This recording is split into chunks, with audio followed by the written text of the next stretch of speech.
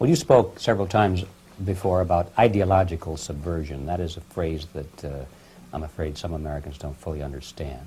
When the Soviets used the phrase ideological subversion, what do they mean by it?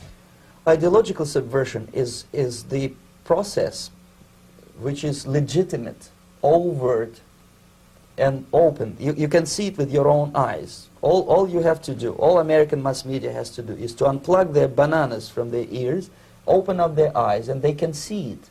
There is no mystery. There is nothing to do with espionage. I know that espionage intelligence gathering looks more romantic. It sells more deodorants through the advertising, probably. That's why your Hollywood producers are so crazy about James Bond type of thrillers. But in reality, the main emphasis of the KGB is not in the area of intelligence at all. According to my opinion and opinion of many defectors of my caliber, only about 15% of time, money, and manpower is spent on espionage as such. The other 85% is a slow process which we call either ideological subversion or active measures, активные мероприятия in the language of the KGB, or psychological warfare. What it basically means is to change the perception of reality of every American to such an extent that despite of the abundance of information, no one is able to come to sensible conclusions in the interests of defending themselves, their families, their community, and their country. It's a great brainwashing process which goes very slow, and it's divided in 4 basic stages. The first one being demoralization. It takes from 15 to 20 years to demoralize a nation. Why that many years? Because this is the minimum number of years which requires to educate one generation of students in the country of your enemy, exposed to the ideology of the enemy. In other words, Marxism-Leninism ideology is being pumped into the soft heads of at least 3 generations of American students without being challenged or counterbalanced by the basic values of Americanism, American patriotism. The result you can see. Most of the people who graduated in the 60s, dropouts or half-baked intellectuals, are now occupying the positions of power in the government, civil service, business, mass media, educational system. You are stuck with them. You cannot get rid of them. They are contaminated. They are programmed to think and react to certain stimuli in a certain pattern. You cannot change their mind, even if you expose them to authentic information, even if you prove that white is white and black is black. You still cannot change the basic perception and the logic of behavior. In other words, these people, the process of demoralization is complete and irreversible. To get rid society of these people, you need another 20 or 15 years to educate a new generation of patriotically minded and common sense people who would be acting in favor and in the interests of United States society. And yet these people who've been programmed and, as you say, in place, and Yes. who are favorable to an opening with the Soviet concept, these are the very people who would be marked for extermination in this country? Most of them, yes. Simply because the psychological shock when they will see in future what the beautiful society of equality and social justice means in practice, obviously they will revolt. They will be very unhappy, frustrated people. And the Marxist-Leninist regime does not tolerate these people. Obviously they will join the links of dissenters, dissidents. Unlike in present United States, there will be no place for dissent in future Marxist-Leninist America. Here you can get popular like Daniel Ellsberg and filthy rich like Jane Fonda for being dissident, for criticizing your Pentagon. In future, these people will be simply squashed like cockroaches. Nobody is going to pay them nothing for their beautiful, noble ideas of equality. This they don't understand, and it will be greatest shock for them, of course. The demoralization process in the United States is basically completed already. For the last 25 years, actually it's overfulfilled, because demoralization now reaches such areas where previously not even Comrade Andropov and all his experts would even dream of such a tremendous success. Most of it is done by Americans to Americans, thanks to lack of moral standards. As I mentioned before, exposure to true information does not matter anymore. A person who was demoralized is unable to assess true information. The facts tell nothing to him.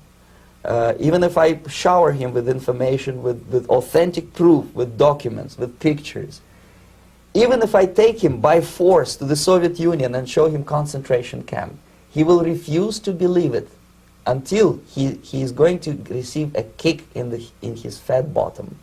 When a military boot crashes his, then he will understand, but not before that. That's the tragic of the situation of demoralization.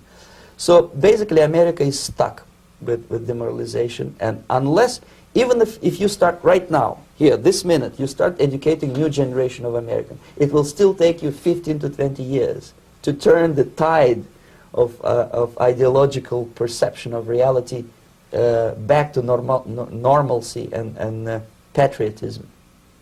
The next stage is destabilization. This time, subverter does not care about your ideas and the patterns of your consumption. Whether you eat junk food and get fat and flabby, it doesn't matter anymore. This time, and it takes only from 2 to 5 years to destabilize a nation, what matters is essentials: economy, foreign relations, defense systems. And you can see it quite clearly that in some areas, in such sensitive areas as defense and economy, the influence of Marxist-Leninist ideas in the United States is absolutely fantastic. I could never believe it 14 years ago when I landed in this part of the world, that the process will go that fast. The next stage, of course, is crisis. It may take only up to 6 weeks to bring a country to the verge of crisis. You can see it in Central America now. And after crisis, with a violent change of power, structure, and economy, you have so-called the period of normalization. It may last indefinitely. Normalization is a cynical expression borrowed from Soviet propaganda. When the Soviet tanks moved into Czechoslovakia in '68, Comrade Brezhnev said, "Now the situation in brotherly Czechoslovakia is normalized." This is what will happen in the United States if you allow all these schmucks to bring the country to crisis, to promise people all kind of goodies and the paradise on earth, to destabilize your economy, to eliminate the principle of free market competition, and to put a big brother government in Washington, D.C., with benevolent dictators like Walter Mondale, who will promise lots of things, never mind whether the promises are fulfillable or not. He will go to Moscow to kiss the bottoms of new generation of Soviet assassins, never mind. He will create false illusions that the situation is under control. Situation is not under control. Situation is disgustingly out of control. Most of the American politicians, media, and educational system trains another generation of people who think they are living at a peacetime. False.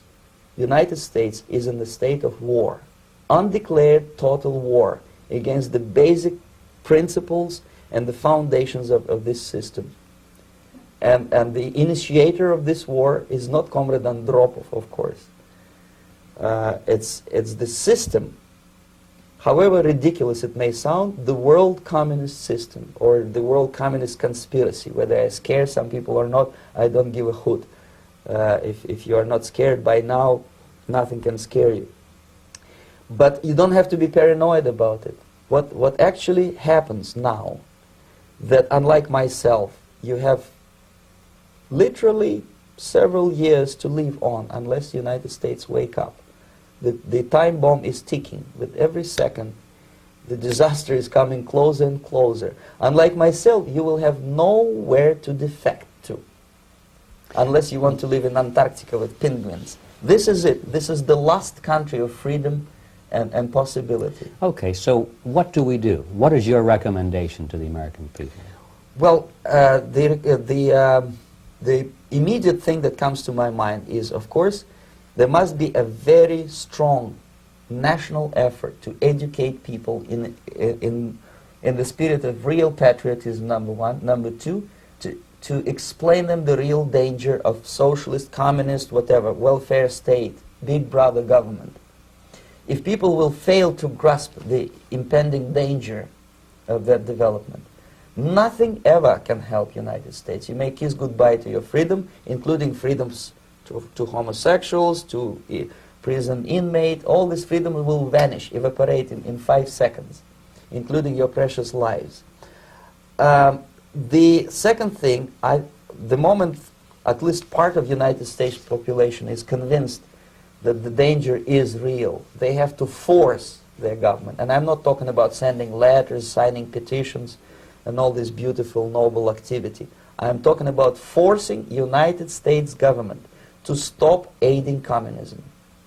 Because there is no other problem more burning and urgent than to stop the Soviet military-industrial complex from destroying whatever is left of the free world. And it is very easy to do. No credits, no technology, no money, no political or diplomatic recognition, and of course no such idiocy as grain deals to USSR. The Soviet people, 270 millions of Soviets, will be eternally thankful to you if you stop aiding a bunch of murderers who sit now in Kremlin and whom President Reagan respectfully calls government. They do not govern anything, least of all such complexity as the Soviet economy. So basic, two very simple, maybe too simplistic answers or solutions, but nevertheless they are the only solutions. Educate yourself, understand what's going on around you. You are not living at the time of peace. You are in a state of war, and you have precious little time to save yourself. You don't have much time, especially if you are talking about young generation. There's not much time left for convulsions to the beautiful disco music. Very soon it will go, just overnight. If we are talking about capitalists or wealthy businessmen, I think they are selling the rope on which they will hang very soon. If they don't stop, if they cannot curb their unsettled desire for profit, and if they keep on trading with the monster of the Soviet communism, they are going to hang very soon. And they will pray to be killed, but unfortunately they will be sent to Alaska probably to manage industry of slaves. It's simplistic. I know it sounds unpleasant. I know Americans don't like to listen to things which are unpleasant. But I have defected not to tell you the stories about such idiocy as microfilm, James Bond type espionage. This is garbage. You don't need any espionage anymore. I have come to talk about survival. It's a question of survival of this system. You may ask me, what is it in for me? Survival, obviously, because unlike, as I said, I am now in your boat. If we sing together, we'll sing beautifully together. There is no other place on this planet to defect to.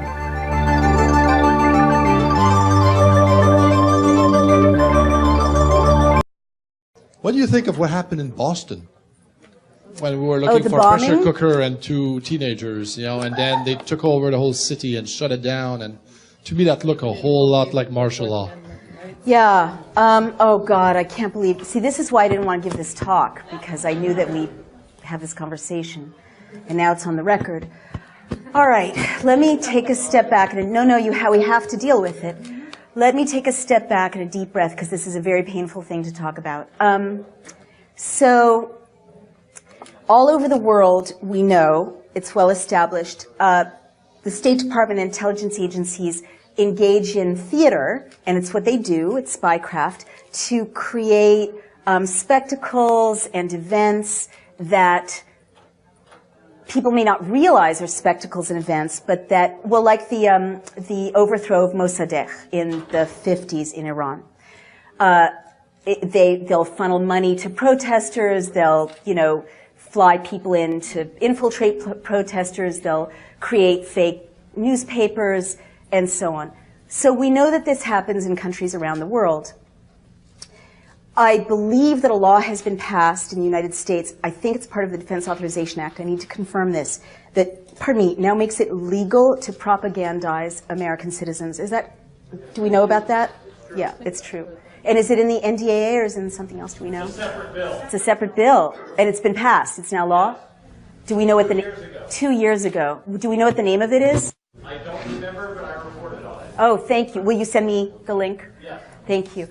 So what this means is, and I, you know, as a journalist to say these words, just, I can't tell you with what a heavy heart I say them, but we've entered an era in which it is not crazy to assess news events to see if they're real or not real. And in the United States as well as overseas. And in fact, it's kind of crazy not to.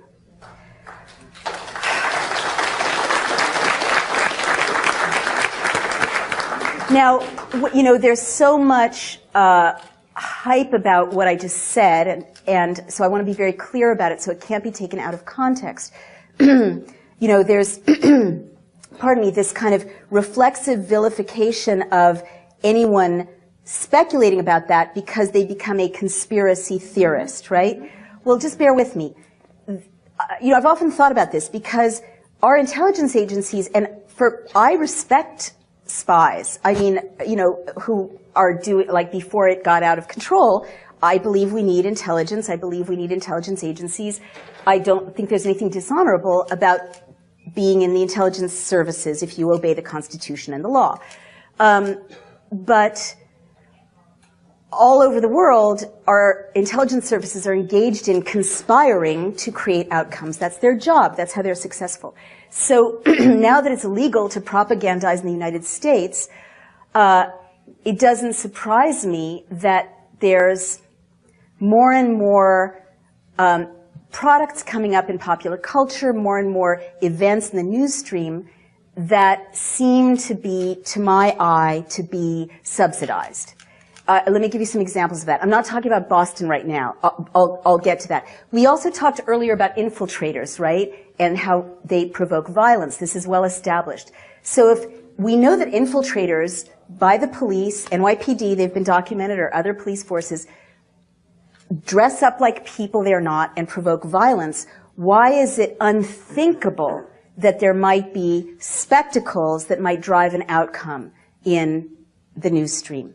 Let me give you a couple of quick examples. And all I'm saying is we, unfortunately, and I have to say this to my fellow journalists as well, we've entered a time in which we need to be very skeptical about the news stream and look at it critically and ask for more verification and more inquiry.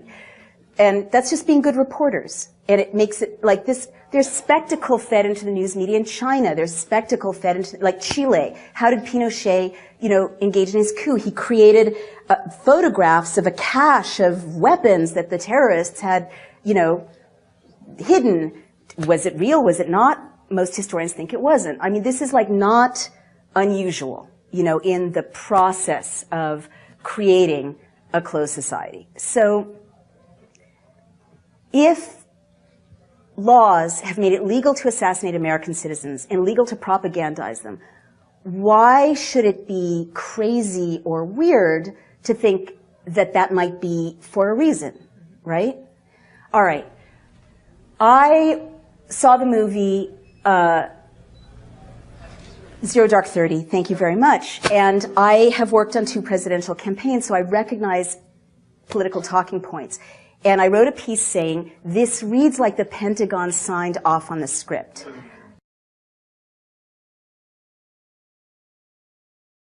Because there were like chunks of political talking points identifiable to anyone who's worked in Washington, right? And you don't come up with those if you're a writer writing a screenplay.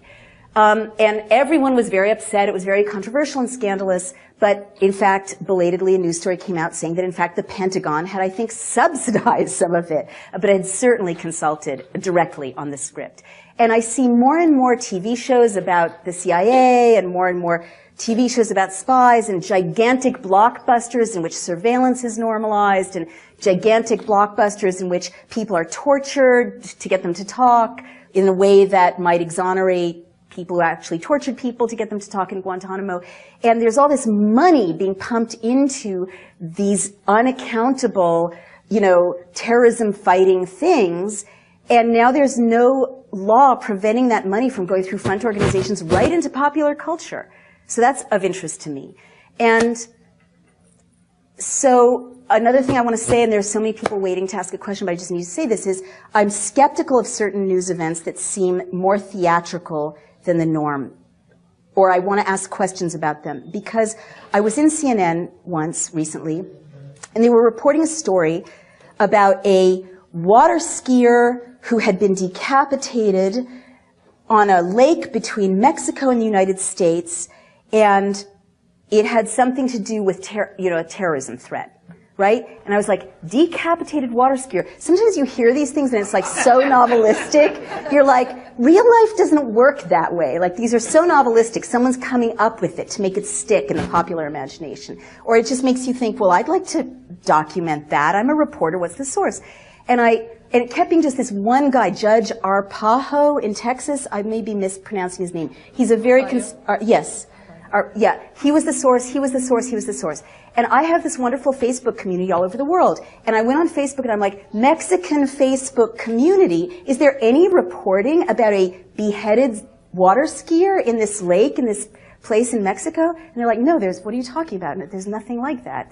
Doesn't exist. So I turned to the CNN producer and said, do you have a second source for this story? And it was all over the news, all over the news, all over the news. And they're like, and they checked and it's like, nope, just this guy, Judge, whatever. And I'm like, well, can you find a second source? And they were blushing and embarrassed, and they looked and they confessed that they didn't have a second source, which if you know what journalism is, you're supposed to confirm it with two sources. So ever since that experience, CNN is running with this. No one's verifying it. Journalists aren't in a position to follow up on anything anymore because budgets are slashed and there's no investigative reporting. All this nonsense can enter the media stream for purposes that have to do with advancing agendas because no one's checking. That's all I want to say about that. One of the ways that you can tell what controllers are doing, what the controllers are doing, is by the laws they pass. You can tell what their intentions are, you can tell what their plans for the future are, and you can tell what they're doing now. Now, in 2013, this was something that they tried to enact in 2012, and it's called the Smith-Mundt Modernization Act of 2012. Here is the original law. Now, I'm going to tell you why this is important in terms of all these crisis-acted events in a second. But they tried to push it through in May 10th of 2012, but was enacted into law, I believe, on July 5th of 2013. And it's a bill to amend the United States Information and Educational Exchange Act of 1948 to authorize the domestic dissemination of information and material about the United States intended primarily for foreign audience and for other audiences and for other purposes. So the Smith and Mundt Act of 1948 was known as an Anti-Propaganda Act. So they are basically amending, well, they're not basically, they are amending an Anti-Propaganda Act. Now, this was covered by the alternative media and to some extent the national media and the international media. But basically, this is them setting up the right to propagandize the American citizens as well as the international community. And I'll get into how they do this in just a moment. But the reason why they passed this, or tried to pass this in 2012, well, we know when Sandy Hook took place in December of 2012, and all of these stage type events. And all of these things are covered under this act. So they made it legal to do these things. So this is basically tipping their hand. We can see what they were intending to do because they have passed this law, and now they're using this law to do those things. All right, so here it is. This is the first part where they're amending the law.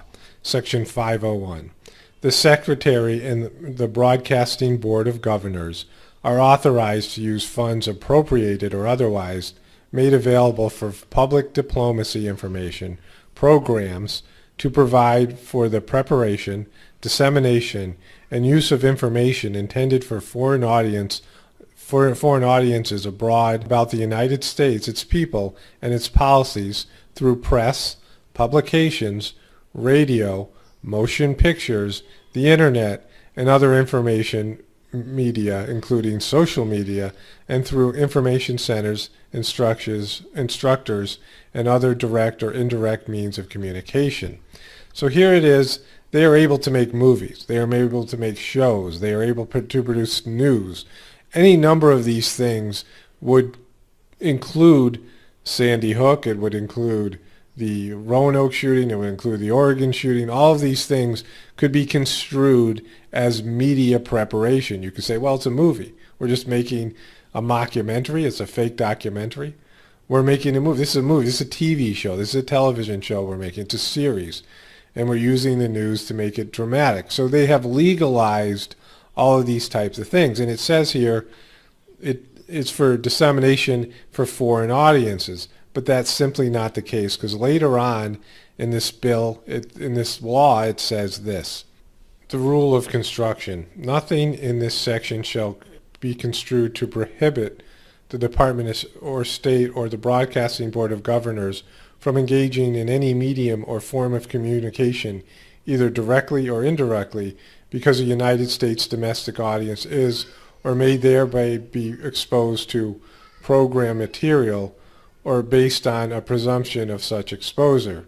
Such material may be made available within the United States and disseminated when appropriate pursuant to sections 502 and 1005 from the original act that they're amending here. So they're saying, well, you know, if American people are going to come across this information anyway, you might as well just be allowed to do it in the United States. So initially, in the beginning of the law, they're saying this is for a foreign audience. But now in this section, they're saying, well, they're going to get exposed to this anyway, so go ahead and do that. So they're basically making this a domestic law where they can produce productions like Sandy Hook, like the Boston bombing, any of these motion pictures, any of these fraudulent events. And it says here, when appropriate, pursuant to sections 502 or 1005. So let's take a look at that. Now, Section 502 says, nothing in this act shall be construed to give the Department a monopoly in the production or sponsorship on the air or shortwave radio broadcast programs, or a monopoly in any other medium of information. So they're saying they can't form a United States press, like they would own all the networks, that CBS, NBC, and all these types of networks would still be in private ownership. So they're trying to make it that the United States government doesn't have a monopoly, and that's better for the government. It's better for these propagandizing pieces that they're producing, because privately owned businesses producing these makes it a lot more believable than state-run media. You see this. So when they're talking about China or Russia having state-run media, they say, well, that's just coming from the government. But now they're able to produce these things. So that's not a problem having that section be honored, because that section actually helps. And this part also talks about this. This is section 1005. In carrying out the provisions of this act, it shall be the duty of the Secretary to utilize to the maximum extent practicable the services and facilities of private agencies, including existing American press, publishing, radio, motion pictures, and other agencies. So this was originally constructed, this part of this original law, to say the government can't have its own media. And so you have to give your information for dissemination to private media agencies. And if you give them this media, then they can report it with their perspective. So it takes it away from the government. This was an anti-propaganda act. So now they're saying, well, these two provisions have to be honored, but they've made it legal to produce propagandized acts, and now we have basically a fascist government where the corporations and the government are all together. The media and the government are all together, and they're one unit. So all of these provisions now in the original act are going to help them propagandize the American people. So what they're basically saying here is, Now you have the right to produce whatever kind of media you want, and it can be true, it could be fictional, it could be anything, to propagandize the American people and people abroad, and you can turn it over to the private networks and they can run it, and it's all legal. So this makes Sandy Hook, this makes all these types of things legally produced Hollywood productions that the American people think are real and the people in the world think are real. So think about this. Why would they do this? Why would they pass this law if they weren't going to use it? And now we see all these crisis actors. We saw these propagandizing pieces, and they've emerged as something that they are doing on a regular basis. And they all came when they were trying to pass this law and after they've passed this law. So you can see this. I've made a recent video about how our laws are basically being written by Hollywood, our social policies, what we're allowed to say and what we're not, whether it's Hollywood-produced movies. Now, a lot of these Hollywood-produced movies that are pro-spy, that are pro any of these types of government actions. I think the name of the movie was Zero Dark 40 or something like that. I think it won an Academy Award. And it was basically propagandizing that whole fake thing that happened when they killed bin Laden. And you see government talking points, political talking points, showing up in all of these spy movies, all of these war movies that they make. They're putting it out there. That is propaganda. So there's propaganda within our films, and there's propaganda in make-believe life, and then in reality TV programs, and then these fake news stories, these fake these real looking events to most people that have been faked and have been staged and been crisis acted, and these are all legal. So then you have to ask yourself, if you're a person that thinks, well, these things can't be real, because why would the government do it? Well, why would they make it legal to do it if they weren't going to do it? Why would they repeal an act, an ancient act from over 60 years ago that was put in place as an anti-communist act and an anti-government act, and now they're repealing this so many years later, and they're pushing all these bizarre agendas through the media and through movies and television programs and all these types of things. So there's no reason for anyone to believe they wouldn't use this. Why would they go through the trouble of passing a law that they weren't going to use?